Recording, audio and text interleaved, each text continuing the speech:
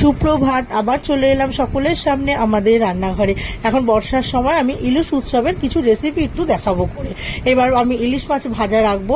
এবার ইলিশ মাছটাকে প্রথমে যেটা ভাজা তেল রাখবো সেটা, আর মাছের মাথা দিয়ে আমি কচু শাক করবো। কচু শাকটা আগেই সেদ্ধ করে রেখেছি। এবার আমি মাছের মাথাটা আর ওই মাছের টুকরোটার মধ্যে নুন হলুদ মাখিয়ে আমি এবার সর্ষের তেল গরম করে আমি মাছটাকে ভেজে নেব। এবার মাছটা ভাজা আর মাছের মাথাটাকেও ভাজা বসিয়ে দেবো। দিয়ে এবার মাছটাকে ভেজে তেল সমেত আমি তুলে রাখবো।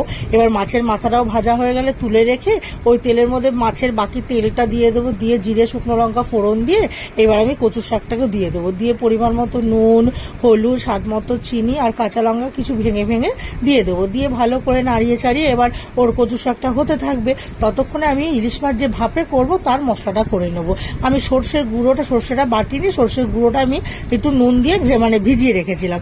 এবার ওটার মধ্যে আমি কাঁচা লঙ্কা টক দই এটাকে দিয়ে ভালো করে পেস্ট করে নেব। নিয়ে একটা টিফিন কোটোর মধ্যে পেস্টটাকে দেবো। পরিমাণ মতো নুন আর হলুদ সামান্য না দিলেও চলবে, সামান্য হলুদ দিয়ে আর কাঁচা সর্ষের তেল দিয়ে আর কিছু গোটা কাঁচা লঙ্কা দিয়ে ভালো করে নাড়িয়ে এবার মাছগুলোকে দিয়ে টিফিন কোটো ঢাকা আটকে আমি একটা জলের গামলার মধ্যে জল দিয়ে আমি তার মধ্যে স্ট্যান্ডের উপর বসিয়ে ঢাকা দিয়ে রাখবো। এবার ইলিশ মাছের ভাপে হতে হতে এদিকে আমার কচু শাকটাও হয়ে আসবে। তখন কচু শাকটা যখন দেখলাম যে টেনে আসছে তখন কিছুটা নারকেল কোড়া দেবো।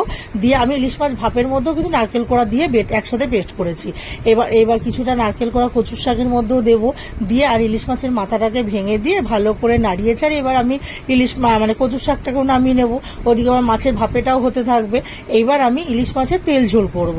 আমি ইলিশ মাছের তেল ঝোল করার জন্য একটা বাটির মধ্যে টক দই জিরের গুঁড়ো পরিমাণ মতো নুন হলুদ সামান্য একটু চিনি লাল লঙ্কার গুঁড়ো কাশ্মীর লঙ্কার গুঁড়ো ভালো করে একটু জল দিয়ে গুলে নেব।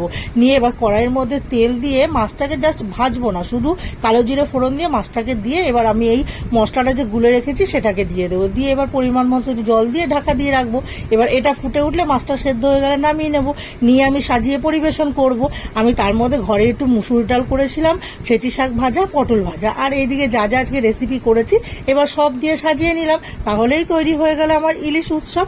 এই রান্নাটি যদি ভালো লেগে থাকে তাহলে লাইক করবেন, কমেন্ট করবেন, শেয়ার করবেন, অবশ্যই সাবস্ক্রাইব করবেন। ধন্যবাদ।